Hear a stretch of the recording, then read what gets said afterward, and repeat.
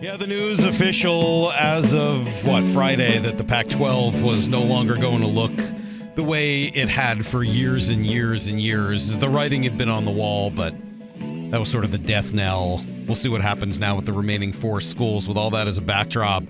Coach Chris Petersen, formerly of UW, kind enough to join us, and a man with pretty intricate knowledge of all of these conference and how all of this works. Coach, thanks for being with us. We appreciate it. My pleasure. How you guys doing? Just another boring sports day in the Seattle area. Yeah, it's tough. Nothing to talk about. Mariners keep winning. Seahawks practicing and getting close. And then you got this story, which unfortunately is not nearly as positive as the others. How did we get here?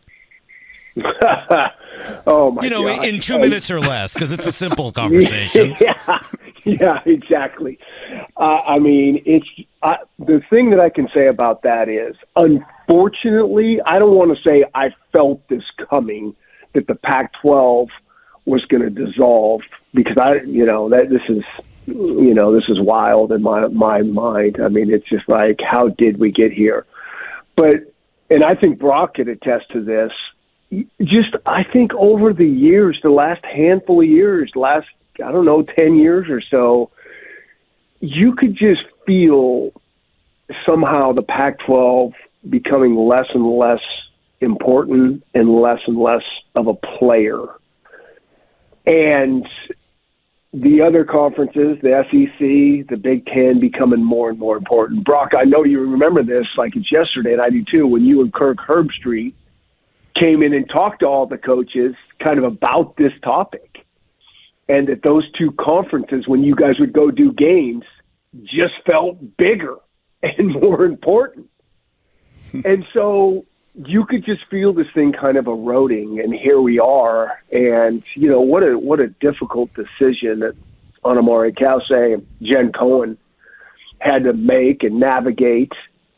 I mean, I think it's a decision that, nobody that's a Pac-12 fan, that's a Washington fan, would want to make.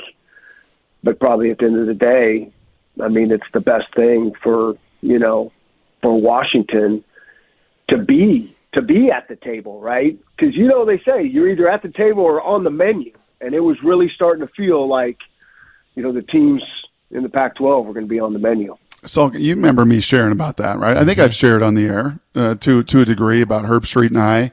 And Chris, that was not just, I'll call you Coach. I still call you Coach. I can't call you Chris. Coach, that wasn't just the coaches in there, if you remember. It was the ADs. It was Larry Scott and league officials. And that was after the whole deal with the cupcakes and all this stuff. And Herbie and our boss, Ed Placey, said, you two are going to go in there and we're going to work through this. And it was like an hour. And I just remember looking at you specifically and like, all right, permission to speak freely? Like, permission to speak freely? Can I just air out what's really going on here? And I remember you and Chip Kelly and David Shaw were like, well, yeah, then what the heck else are we doing here? And I was like, all right, now I don't know if this is good for my career, but let me just, it's probably not good for my Q rating and my popularity with the league and officials, but let me just lay it out. You guys are way behind. You're way behind. The way you treat your broadcast partners, you're way behind. The hubris and arrogance you have, you're way behind. The way you think that you can just keep doing what you're doing, you're way behind. And like I finished and it was like, oh gosh. Like you could hear a pin drop in there. And I'm not tooting my horn saying I saw this coming, but the hubris and some of the arrogance of some of the leadership in there, Chris, I could feel you and Kyle and Chip and the old school coaches that have been doing it for decades. I could feel the discomfort you had even then with the leadership going on in the league offices that this was not going in the right direction. Is that fair? 100%. 100%. Like I said, I remember like it was yesterday, and I was so, I thought it was so great that you and Kirk came in there and really like gave us the state of the state in a really honest way. And we could all feel that. Like you could feel it. So then it's like, okay, what are we going to do about this? And, just kind of like you said, we just this feeling that's like, well, we're the Pac-12 and we are who we are and we're this brand. And, in the recruiting world, you could just feel it slipping through our fingers. Like, no, it's not the same that it was, and it's amazing just how fast things can change on you. But really, this wasn't that fast. It's just kind of just eroding away, and you could feel it, and you're like, what are we doing?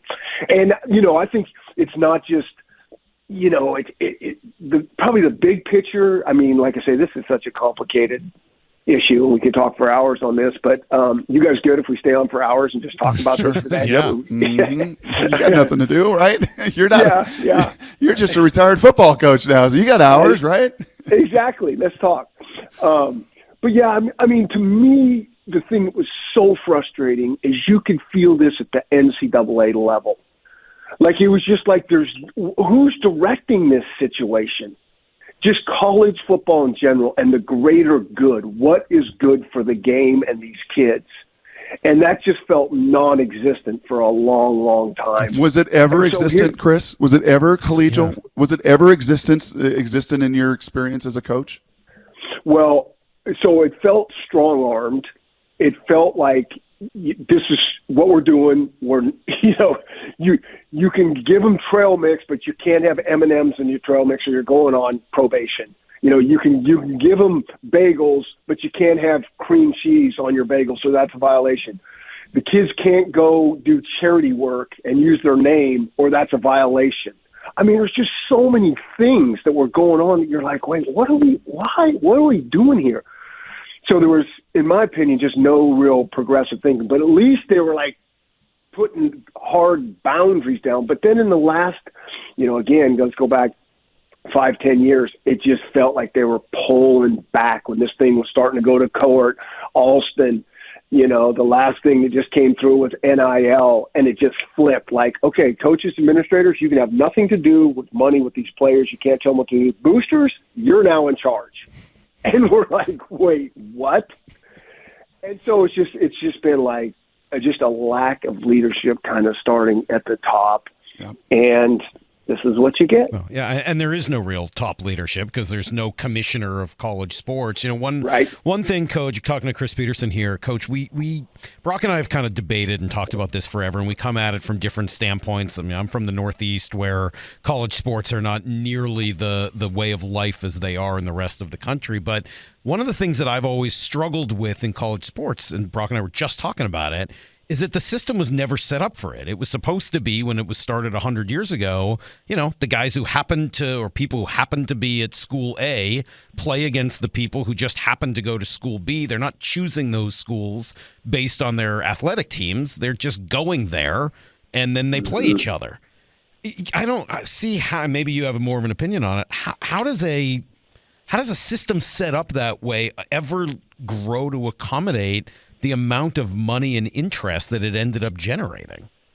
Yeah, I mean, you just said the key word, right? I mean, money just always changes everything. And when it's all about money, usually bad things are going to happen. And I think that's where we are, that because no one's able to get the mantle of command. But pro sports are all about money. I mean, we have to, because it can work. Pro sports function pretty well because there's an acceptance that they're all about money. Everybody knows exactly what you're going into. They're for-profit businesses. We understand that. The problem here for me isn't just the money. It's this complete phony conversation that it's not about money. It's just about tradition, and it's just about education and all these things. And for some people in the game, I know it is. But for the game in general, I have a real hard time ever believing that. Yeah. And another issue with this is just the way, the college athletics are set up now, certainly at the Division I level, and when there is a lot of money and all these things are going on. The system is not set up and it's not sustainable. The model is broken. That's why it just makes no sense. Like, what? We're going to travel all over these country to play games? Okay, that's fine for the football guys that can get in and out in a day, but all the other sports. But football is the one that makes all the money with these TV contracts, so they pay the bills for everyone. And so that's why, again, I don't know. I mean, I don't have all the answers on this. It's very complicated. I'm not that naive, like it's that simple. And I don't know what's going to happen down the road, but it sure feels like there's going to be another realignment, or hopefully this one is a realignment, not an unalignment, down the road where the truly top football teams that want to play in that arena, they break away and they do their other thing. And, the rest of the sports can kind of settle in and do this thing how it was meant to be made. The 1AA, the FCS schools, they're not having an issue with NIL. They're not having an issue with that. These other schools are, in terms of, paying the players and trying to get enough money. And then there's tampering going on, and teams are stealing players from locker rooms and trying to pay them more money. I mean, it's just the wild, wild west right now. And so there's just a lot of things that need to shake down, and someone needs to get in charge of this for the greater good. I think that's what every coach and every administrator wants. So let me ask you a difficult question that I've asked Brock a bunch of times, and I want you guys really probably should talk more than me, but let me ask this, because I understand everything you just said, but then there's also this part of me that says it's not fair for people to profit when the labor is not being paid. I didn't think it was fair for years and years that college kids who were bringing in all this revenue weren't getting a piece of it. Would we be better off in a scenario where college football was taken out of college sports and turned into more of a minor league NFL type of a system? Well, that's a little bit what I'm speaking about, probably at the highest level, just because there's so much money involved. It's interesting you say, I've always felt like the labor should be paid and it's unfair. I mean, I think it's really interesting, like, to ask a guy like Brock, who went through that, and if he ever felt like it was unfair. I went to little old UC Davis Division II football back in the day, and it took me, 10 years to pay off my student loans. Mm-hmm. And I think that was the best money that it was ever spent in my entire life. Now, again, we're not playing at the level that Brock was playing at, and they're making money and paying coaches and everybody. But, it's just interesting.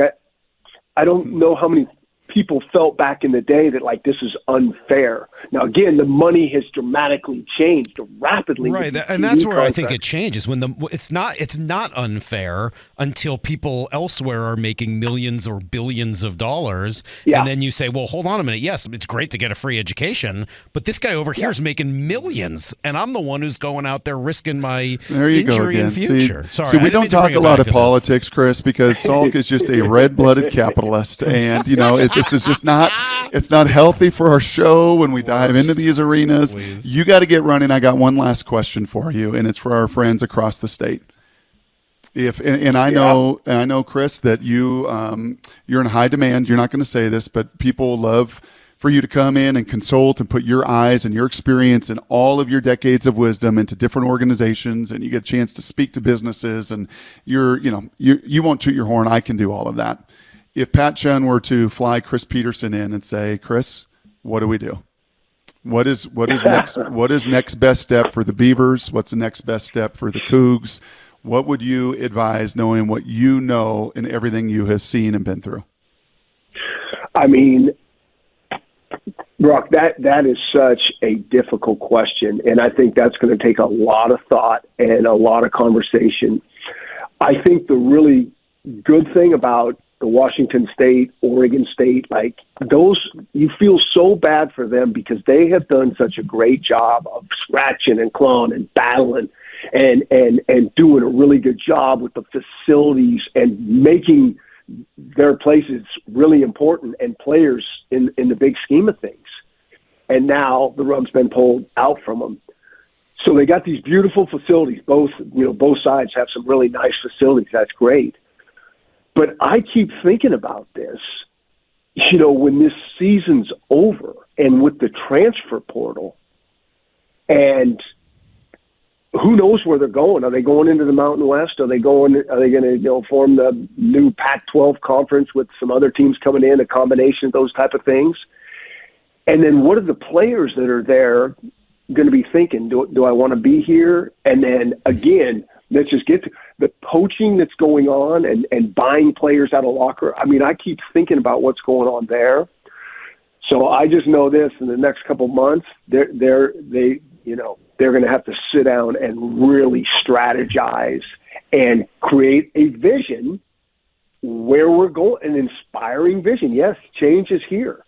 And, hopefully, everybody's still going to have access to the playoffs.